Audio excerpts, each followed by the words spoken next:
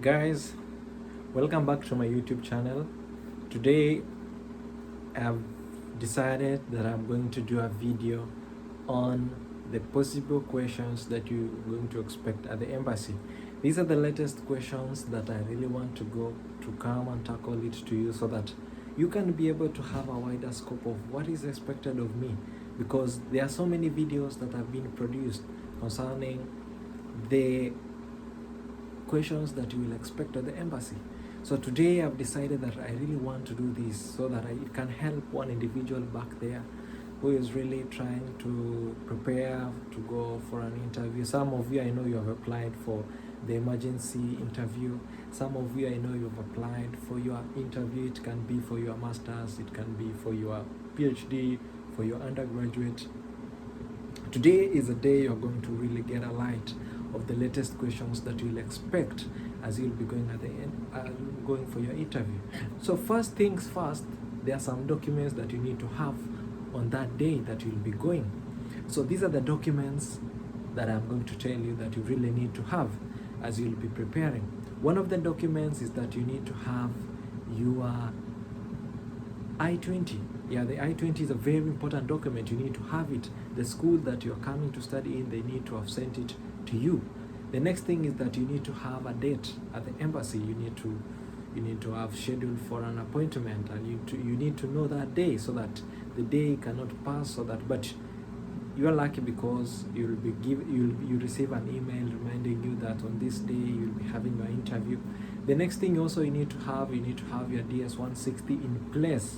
You need to have filled your DS-160. Mostly DS-160 is always filled 3 days before you go for your interview, so you need to have filled it. The next thing, you need to have paid for your service. Yeah, the service in most cases it's always $350. So as you are preparing to go to the embassy, you need to fill out your service. Yeah, it needs to be very, very ready. So the next thing that you need to have your high school certificate in place. You need to have it with you, the original certificate. So have it, prepare it very, very well, and on that day go with it. The next thing you need to have is your passport. You need to have been given by the government your passport, because you won't go to the gate, you won't enter the gate without the passport. So it's very important. Yeah, have your original documents at hand. Don't go with a photocopy of your form 4.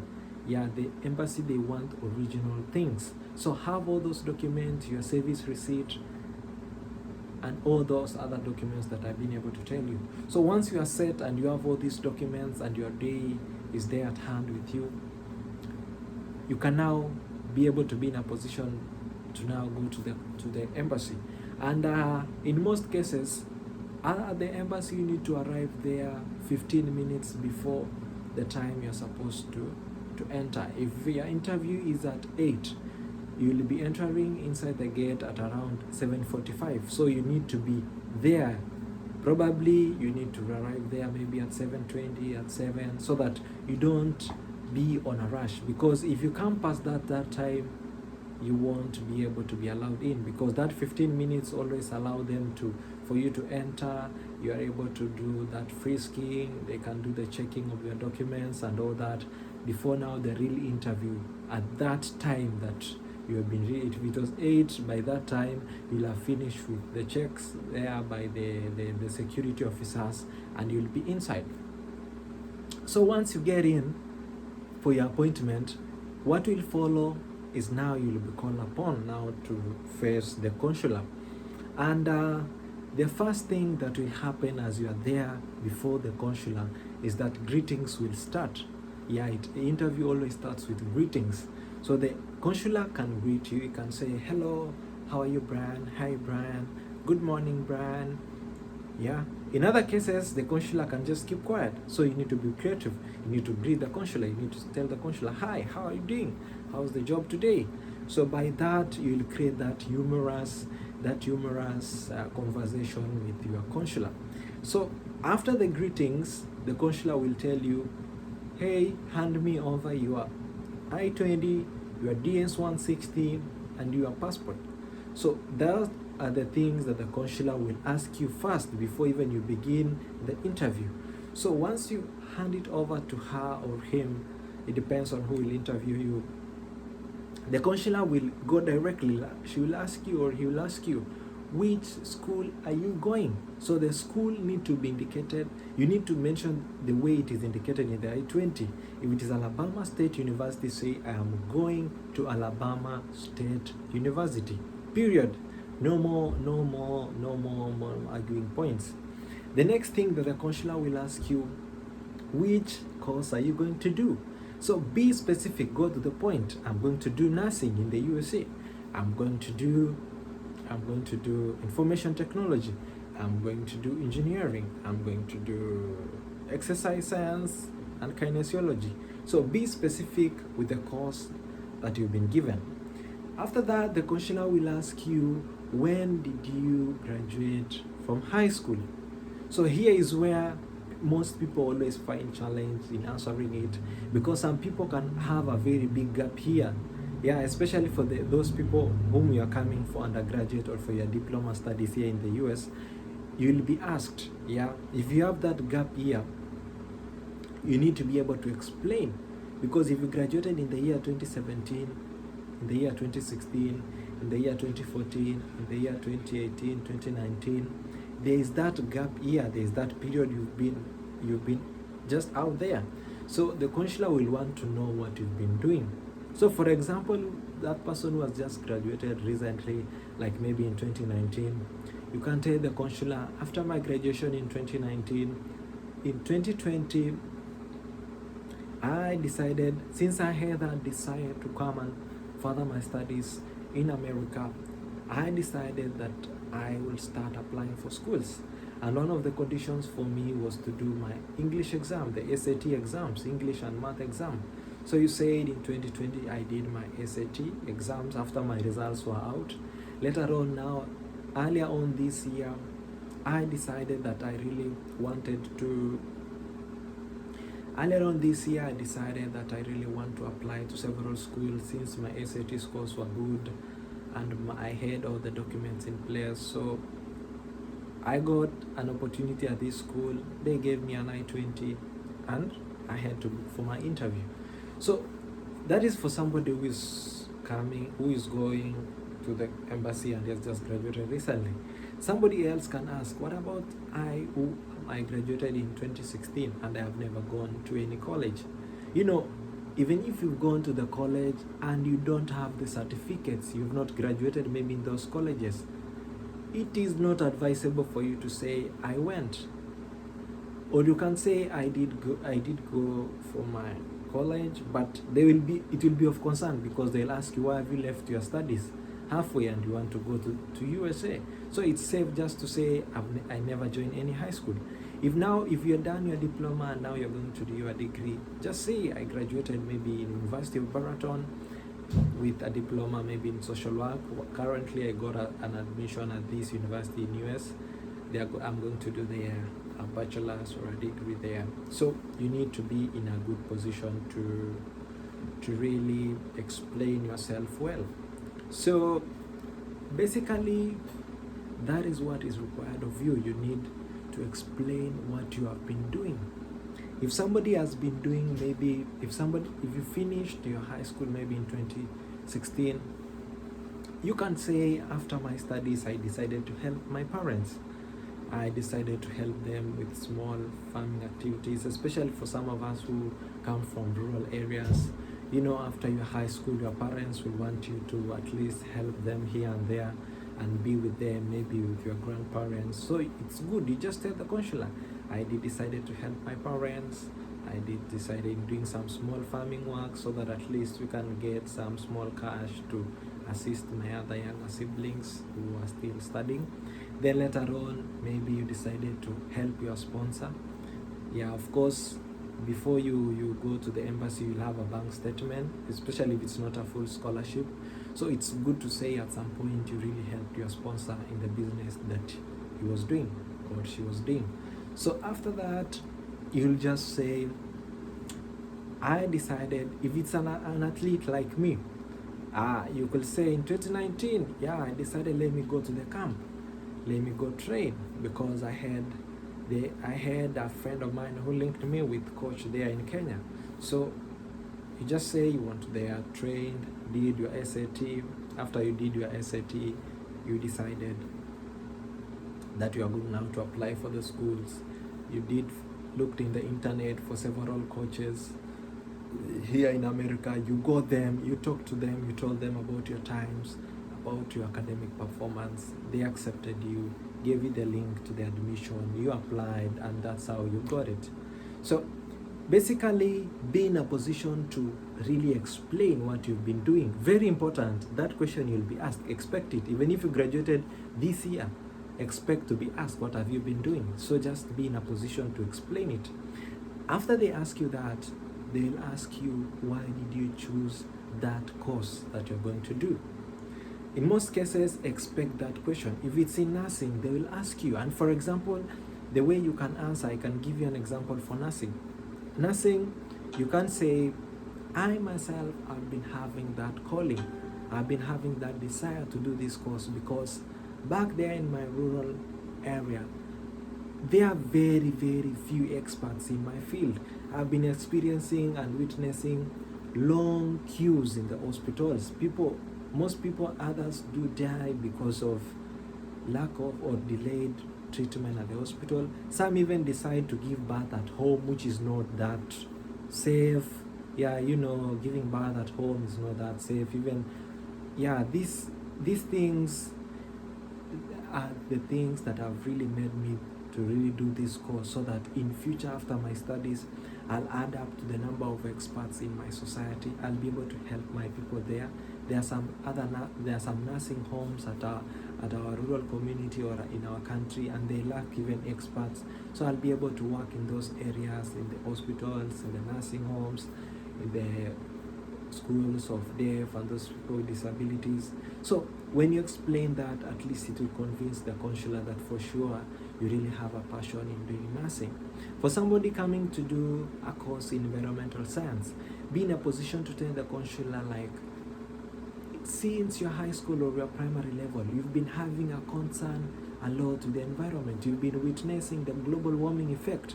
The environment has been really polluted, and you really want to have knowledge or a wider scope in this field, so that after your studies, you'll go back to your country, be able to initiate these projects of helping to control these effects, global warming effect, and you'll be like among other pioneers like Wangari Maathai, who won the Nobel Peace Prize in the environmental conservation. So you really want to be among the pioneers to help improve and make your country a better place to live in. So that's why it has made you to choose that course. So that is an approach for somebody going to do environmental science. Somebody coming to do a course maybe in information technology, that person can say, in USA, there are many advanced technologies. It's not compared to my country. So I really want to go and acquire a wider scope, because I'll be exposed to this environment, to these machines, to these technologies. So by having this knowledge, I'll be able to be in a position after my studies to go and introduce them in my countries. Because in most cases in our countries back there at home, they always hire experts who could handle some machineries or some technologies from other countries to go and work in our countries there. So you see, by having these skills, your country will not need to hire experts from other countries. They'll just have to employ you, because you'll be in a good position, you'll have these skills, and this will be of great benefit to your country depending on the sector which you'll be in. So at least have a wider scope on how you can really address these questions. So be specific, be smart as you answer, and make the answer look very, very original. Don't tense, don't cram what I'm saying. Just on the answers that you'll be able to give. The next question of the consular asked you, which course are you going to do? The consular will ask you, why did you choose that school? For example, maybe Alabama State University. Why did you choose that school? Yeah, if that school offered you a scholarship, just say, I decided to choose this school because they offered me a good amount of scholarship. This will ease my studies while I go to that, while I go to study in USA. The next thing, maybe you can say the faculty ratio. You can say the student to faculty ratio there is very impressive. In my research, I came to learn that the faculty ratio here in USA, the average student faculty ratio is 15:1.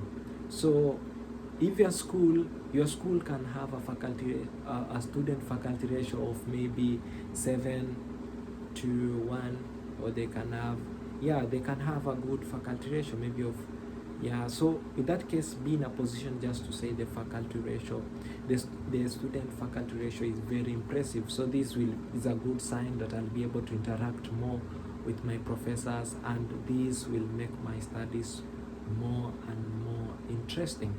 So those are some of the two answers that I've given you. And I think you can do more research about it. Do more research about your school. You can say you are interested with a certain professor in that school. He has done several research works. If it's somebody for masters, you can say that professor has done very good research, and be in a position to say that. Be in a position to say, go specific, like what is that research he has done? He has done a research in this and this field that you really want to learn more about it, and you really want to really have a knowledge on. So that's what has really made you to go to that school. That is very important. The next question the consular will ask you, why have you decided to go and study in US? Why not study in your country? So if that course is not offered in your country, just tell the consular, this course is not offered in my country, and I really want to go and study, so that since there are few experts in this field, I'll come back to my country and be able to introduce more about that field. So there are several courses that you cannot find in your country and you can find here in America. So you can say that. But if your course is found in your country and also is here in US, you can tell the consular, like, the technologies here in USA, they are more advanced. So by me going to study there, I'll have an exposure to these technological sectors and all these technologies, and all this will help me have a wider scope of my field, that when I go back to my country, I'll be able to introduce them. You can also say, in USA, I'll be able to meet people from diverse countries, from diverse cultures. So by these interactions, it will enable me gain a global exposure. So be in a position to say that. Why USA? There are many advantages when you come here. When you come and study here, you can get full scholarship. For instance, if you are talented in something, maybe in the athletics field, in music, or depending on your talent, you can get full scholarship. So you tell the consular, I got a full scholarship to go and study in this school, which is in USA, so that's why I've decided to go there, because my fees will be catered for. So be in a position to say that.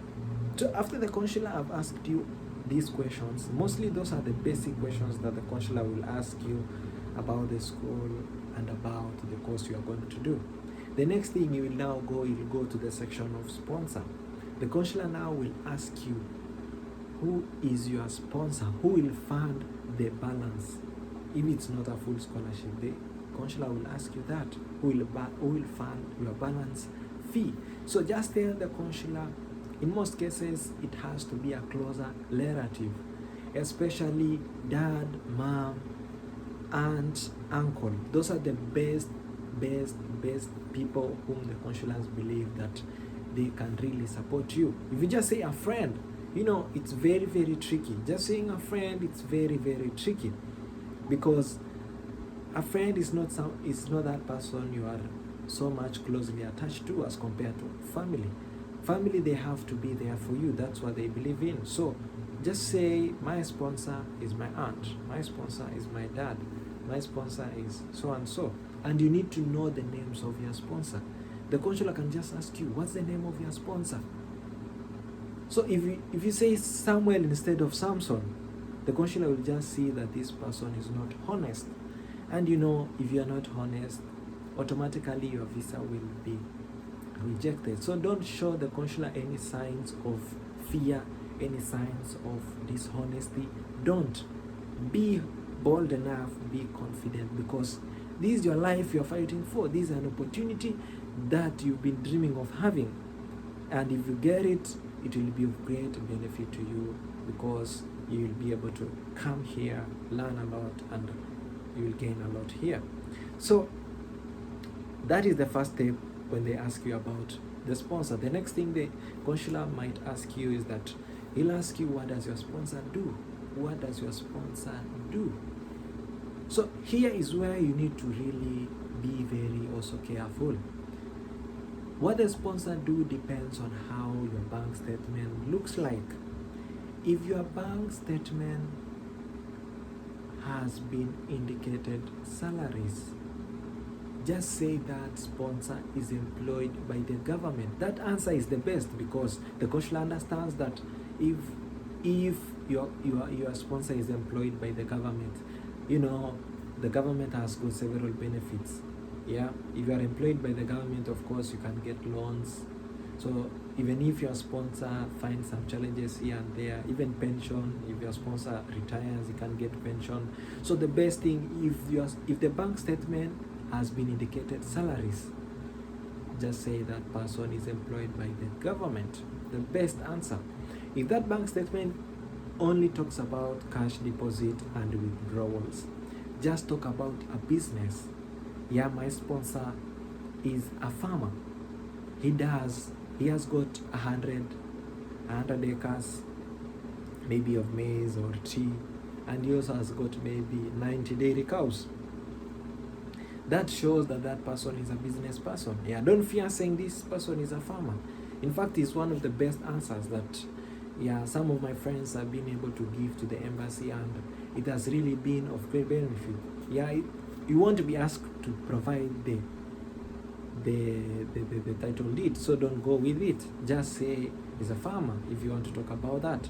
And if that sponsor of yours, maybe he does real estate, just say my sponsor has got maybe 200 rental houses.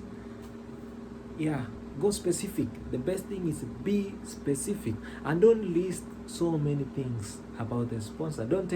Don't have a bank statement of 1 million, then you are there saying my sponsor is a farmer, he also has rental houses, he also is employed. All those things doesn't add up to that 1 million. If it's 1 million, just go specific. Just say my sponsor. If it's salaries, he's employed by the government. If he's a business person, just say my sponsor is a farmer, he does this and that. Because even if you don't go specific, the consular will ask you how many acres, how many rental houses. Yeah, so be in a position to really explain well about what your sponsor do. The next thing that you might incur about the sponsor, the consular will ask you for how long have you known your sponsor? How long have you known him or her? Just be in a position to say. You can say 15 years. You can say I've known my sponsor since my primary level. He has been supporting me ever since that time until now. So be in a position to say that. So that is what you need to expect there about what your sponsor, for how long have you known your sponsor. The next thing the consular can ask you is that does your sponsor have a family? So if the consular asks you that, just go specific. Just say my sponsor maybe has got two kids who have already graduated and they are now working. Or you can say my sponsor has got a 1-year-old child. Yeah, so that's why he has decided to support me. So those are the best answers to approach. Yeah, when you say that my sponsor have got 5 children and they are in primary, they are in high school, the consular will be worried, like how will your sponsor support both you and them? You'll strain them. Yeah, you'll strain that sponsor of yours so much. So the best ones is just to say they've already graduated or they are still very young. So by the time you'll be finishing your studies, yeah, maybe they will have grown up, or maybe right now they already have a job. So your sponsor is only left with you to support, so he won't strain a lot. So that's the thing they'll ask you concerning that place. So another thing that the consular will ask you is that why has your sponsor decided to give you all this amount of money? You know, your bank statement can be a bank statement of 3 million, 2 million, 5 million. You know, it's huge amount of money. So the best way to answer that question is that just say, as I told you earlier, if you graduated a long time ago, like maybe 2015, mention somewhere that you assisted your sponsor. So you'll just have to say, like, my sponsor, I did supported my sponsor at some point, as I had mentioned earlier, and that's how my sponsor decided that he'll also want to help me also further my studies, since I had initially volunteered helping him in his businesses. So another thing you can say, maybe you can say your sponsor has been supporting you all along from your primary education level.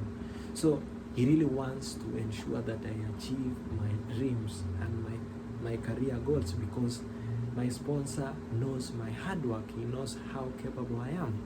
So generally, when you say that, the consular will be very happy, he will be convinced and understand that these are just some of the views that I have been observed. I'm not a consular, just learn from me, but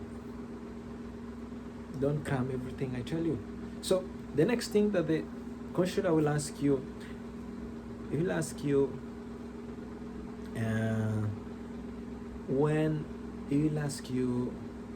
now concerning you yourself. So the consular will ask you that about you yourself. So when the consular asks you about you, in most cases it entails if you got a scholarship, if you got an athletic scholarship, the consular now will go deep. He will now tell you, hey Brian, what are some of the events that you do participate in? For instance, for me, I'm a runner, so I can be asked, what are your events? So I'll just say, go specific. I do participate in 3,000 meters. In 3,000 meters, I ran 8 minutes, 45 seconds. In 5,000 meters, I do run 14 minutes, 50 seconds. So I'll just go specifically. My events are this, my best times are this. So expect that question. You can be asked. If you're a soccer player, the consular can ask you, which number do you play in? For how long have you been doing soccer? So if you explain well there, at least the consular will like it, because you'll really see that for sure you'll be able to do your good and you'll really do well there, and so that your scholarship won't be removed by the school. So the next thing that you need to expect is that, especially the ladies, the consular can ask you, will you live with your coach? That question mostly I've observed, they always ask ladies, like, will you live with your coach? So just say, I live on campus. When you ask about accommodation, the best answer to give is that I live on campus. That shows that the school will be able to take care of you and everything will be good. And then if you can be asked also, do you have any relatives in USA? So just go specific. No, I'll be the first person in my family to go to USA. If you have a relative, just go specific. Just say, yes, my brother is in USA, my cousin is in USA. But if it's not somebody who is very close to you, don't mention it. Especially if it's your brother, your sister, your dad, your mom, that is the best. These other distant relatives, it's not a must to mention them, because he will go now deeper into it. He will ask you, okay, when did your relative go to USA? What is the name of your relative? What does he do? If he's employed, which type of job does he do? Which state is your relative in? So if you don't know all those information, you can land yourself in trouble. So if you have your brother or your sister or your dad or your mom in here, make sure you, if you have your brother, your mom, or somebody who is very close to you here, make sure you be able to know what they do here. Make sure you know their status. Yeah. And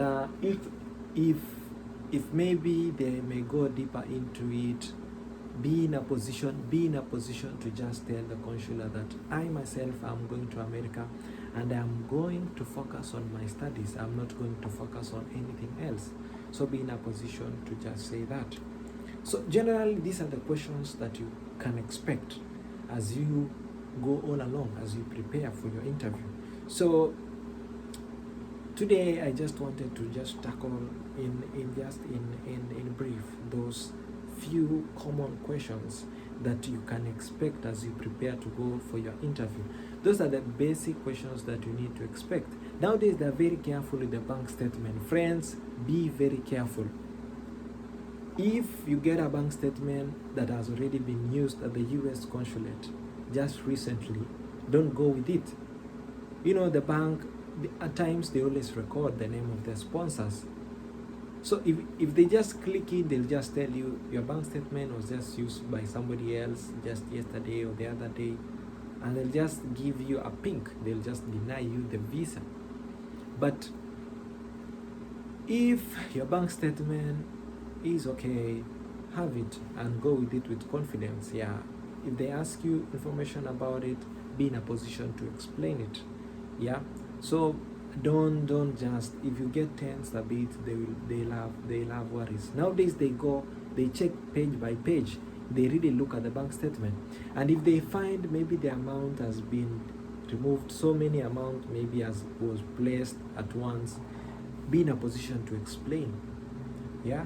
If they ask you why has all this huge amount, why was it deposited all at once? For instance, if you had said your sponsor is a farmer, just tell the consular, my sponsor had just recently sold some, maybe the harvest of the previous season, and that was the amount that was now, which has been deposited back now to the account. So if your sponsor has sold a land, you know your sponsor will be concerned. Hey, your sponsor, I've seen your sponsor has sold a land. How will he be able to manage to sponsor you, and you have said he's a farmer? So that's why it's good to just tell the consular, at least your sponsor does two businesses. If he's a farmer, just say he's both he has several acres and he also practices dairy farming. So when you ask why has he sold land and how will he manage to support you, just tell the consular that my sponsor has got also dairy cows. So by selling the land, it was just for maintenance, maybe in the farm. So these are the dairy cows. He'll be able to still get money to support me, so my sponsor won't fail me at all. So those are the major concerns. Yeah, when there are some larger transactions taking place in your bank statement, the consular will ask you. But when they ask you, don't be worried, don't be scared. Even if you go with a bank statement that maybe the amount is not that full, maybe the sponsor can be concerned about maybe this amount is not enough. Yeah. So be in a position to explain to that consular, maybe initially my sponsor had just maybe sold something and the amount has not yet reflected in the account. So once it reflects, the amount will be enough. Or you can go with two bank statements. That nowadays they do accept. You can just tell the consular, I do have two sponsors. Maybe my aunt and my uncle, all of them will be able to support me. So that's why I came with two bank statements. So you don't need to be worried at all. But your bank statement has to be latest. Your bank statement has to be 3 months old. When I say 3 months old, I mean like the latest transaction that took place needs to be between the bracket of that time you're going and 3 months. It should not be an old bank statement, because they'll be concerned. They might give you a yellow card and tell you like, hey, send us the latest bank statement so that we'll approve your visa. So I don't want you to run to this problem. Just go with something which is good, something that when you just go there, your visa will be approved.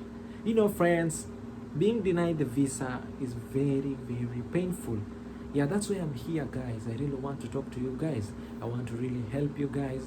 I really want us to share a lot so that you can go there when you are fully furnished. You are just going there to pick the visa. Yeah, and I'm really praying for you guys that you may really succeed in this journey. Yeah, I've been having that desire to really come to study here. You can achieve it only through preparation. That's why I'm giving you all these latest questions. At the embassy, they don't ask you a lot of questions. They just ask me only 10 questions specific to the things. Brian, which school are you going? Which course? When did you graduate from high school? What have you been doing? Who will pay for your balance? What does he do? Then he went ahead and told me how many acres does he have, because I said he's a farmer. Then the consul asked me, do you have any relatives in USA? I told the consul, no, I don't have any relative because I never had one. Then she just shook her head and just told me, Brian, congratulations, welcome to America. And she just gave me the blue card. So that's how simple you will expect the question to come in. Yeah, you just need to be very prepared. You need to set your mind to be flexible. Don't cram what I'm telling you. Do your research slow by slow, and you own the answers. Just own the answers and be keen about it. So guys, this video is for you. I want you to keep on watching. I'll be sending more series of more questions. This is just the beginning. Yeah, this is just to help that person who is for now looking like, hey, how can I prepare?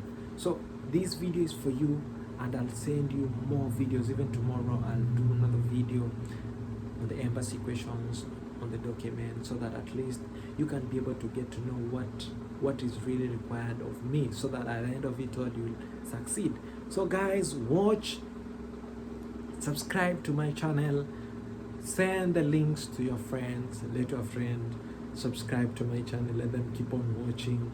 You can contact me in Facebook. I'm called Kipchemi still in Facebook. You can find me there. You can text me. I'll also send you other links, maybe where you can get me, maybe in Instagram, so that at least you can be able to interact much. I can be able to help you in whatever state you are in, so that guys, that person who has gone to the embassy even several times, I'll do that video. Questions are always different when you are going to the embassy, maybe for your second, third, fourth, fifth time. So I'll do that video at least of the questions that you can expect while you go. So for now, watch, keep on watching, keep on subscribing, keep on liking my videos, and guys, I'll be able to really help you a lot. So thank you very much. I've been happy to interviewing you today. Till next time, guys, keep in touch. We'll talk a lot. May God bless you a lot. Yeah, God has a plan for you. God has said, ask anything in my name, I'll be able to give it to you. And for sure, if you really want to succeed in this journey of getting your F1 visa, pray about it. And I'm here to really help you. So as I try to advise you, as I try to talk to you, talk to your God also. God will really bless you. If you are Muslim, pray more. Yeah, talk to God. God will really help you. God will bless you, and for sure you'll succeed in your life. May God bless you. Till next time, guys. I love you guys.